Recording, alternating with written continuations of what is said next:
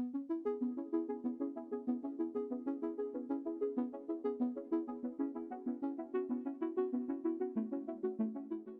there, thanks for joining me here at The Chaos Inside. My name is Christina Kovats, and I'm going to share pieces of my story with you. This will help with your understanding of the chaos inside and what motivates me to do this show. In 2011, I found myself in a state of desperation and, like too many, in a life struggle against addiction. As a certified nurse assistant, I sustained an injury that required a prescription of narcotics, ultimately leading to my addiction of opiates. This led to my downward spiral, which ultimately landed me in the Indiana women's prison. I had caused a serious accident which injured the elderly woman that I had taken care of. My actions were irresponsible and reckless, and I regret them deeply every day of my life. I was sentenced to the Indiana women's prison, and that's where I spent the next 7 years. Up until that time, I had never spent a single night away from my children.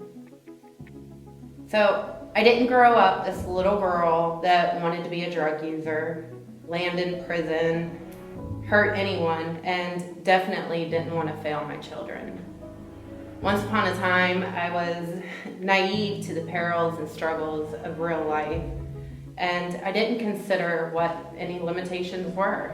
I dreamed big, and I imagined great things coming from that name, Christina. But the name I once imagined would do grand things now stood for the most awful thing that I could ever imagine. It represented my failure as a mother, as a caregiver, and as a person that was now labeled as an addict. It was 2 weeks after I arrived to the prison that I had given birth to my youngest daughter. I've never felt as broken as the moment that she was ripped out of my arms.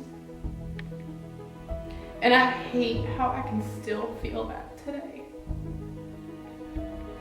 I never would have guessed that I'd be taken away from my kids and miss so many years of their life.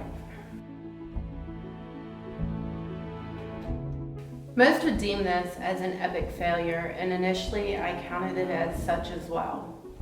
My first year and a half incarcerated were pure hell. And there were many times that I seriously contemplated suicide.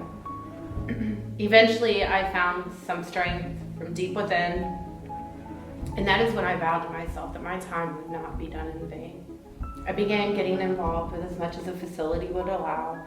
I graduated the PLUS program, where I served as a chair of several different committees. I was a suicide companion for 4.5 years. I got my cosmetology license while I was in there, and I started college. I was also the clerk of the college in the pre-college program and helped run that, and so much more. But most people have preconceived notions of what prison entails, the type of people that are in there, the way they talk, the way they walk, the way that they look.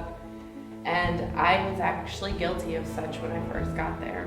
However, in those 7 years, I was blessed to be surrounded by remarkable, brilliant women.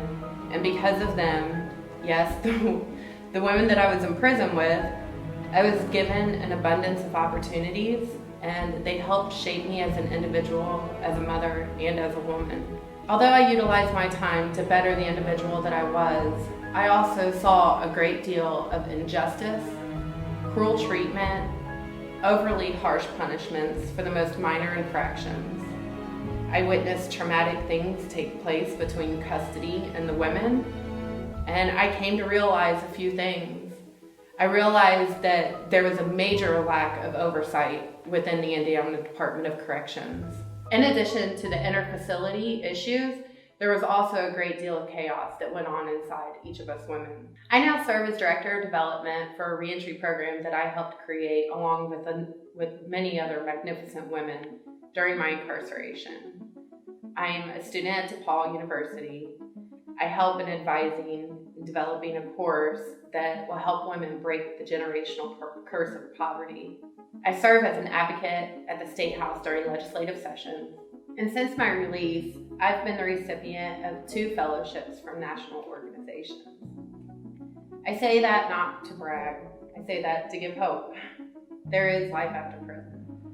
However, I think that there's so many challenges that are ignored, overlooked, and not addressed. Today, I'm doing the work that has made me my most proud. Prison. What a beautiful paradox. Those journeys that I had mentioned, the most difficult journeys of my life thus far, my biggest failures, the sources of my greatest shame, they've led me to where I am today.